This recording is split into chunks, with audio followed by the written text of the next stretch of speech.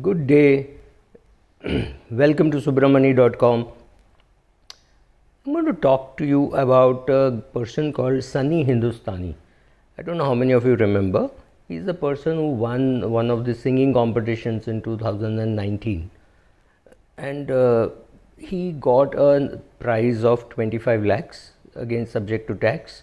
So he would have got something like 17, 18 lakhs. Some 30% goes away in tax. So 17, 18 lakhs.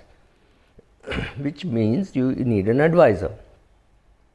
How do you think Sunny would have gone about finding an advisor? It's very difficult because the background from which he came, there is no way how he would know the people who had advisors who could invest 17, 18 lakhs, 20 lakhs, whatever, and for a long period of time.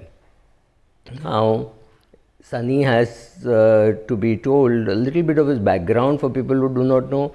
He used to be a shoe shine boy in Bhatinda, somewhere near the railway station, and his claim to fame was he would sing with those people. But then, completely changed things when he came and participated in the music show, which was a talent search, and he won it. He was the winner, and he had no great training in music and all. Forget the romantic part. Now he's got 17, 18 lakhs. He's got to live in Mumbai.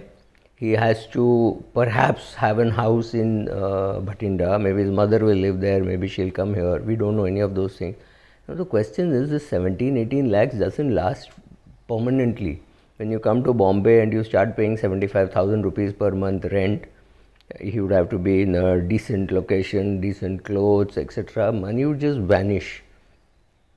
And he's now dependent on the future stream of income that he will get. Of course, he's got good people around him and all. But does he have a good financial advisor, and can a good financial advisor reach him? Of course, I know there are a few financial advisors who have reached the film industry. They would approach him for sure. The question is, how does he select one?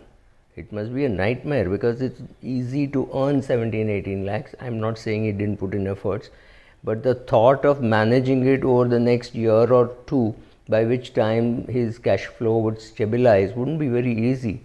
Just go back in time. Imagine a person like Vinod Kambli. Along with Sachin Tendulkar, he came into the cricketing field, and he came from a very different background from Sachin. Sachin came from a middle class background.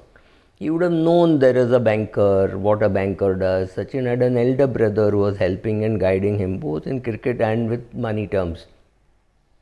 Vinod Kambli did not have any such person, so Vinod Kambli got into a financial mess. It brings us back to the basic thing that earning money is much easier than managing money, and especially if you've come from a background where you've not even heard of banking, you've not heard of wealth management, you've not heard any of these things. How do these people approach money and life? Both are important. If you remember, Vinod Kambli retired at the age of 23. Let me repeat, 23 was the last time he played a cricket match. Obviously, he needed psychiatric help, which BCCI didn't give him. Though BCCI gave a lot of help to Sachin Tendulkar, who had physical injuries. Physical injuries are more visible. Mental injuries are not visible. So Vinod Kambli must have gone through, Vinod Kambli must now be 46, 47 years of age. So obviously he's gone through ups and downs. Question is, what does Sunny Hindustani do? How many of you financial advisors thought that you should approach him? At least I know 3 who approached him. The question is, how many of you thought that you should approach him, and where would he turn to? Whom would he turn to? Would he turn to those judges who had come? Would he turn to the runner-up? The runner-up had some track record. He was singing in Marathi films, etc. This guy's name is Rohit. He would have some indication as to how much he had earned, something he would know. Maybe he's also made a mess of it, or maybe runs it well. I have no clue. The question is, where do people turn to? We don't have enough financial advisors, advertising, so we have no clue. I think the way to get clients would be through advertising, through marketing, over and above being visible in industry forums, etc. Not enough attempt is being made to reach out to such people.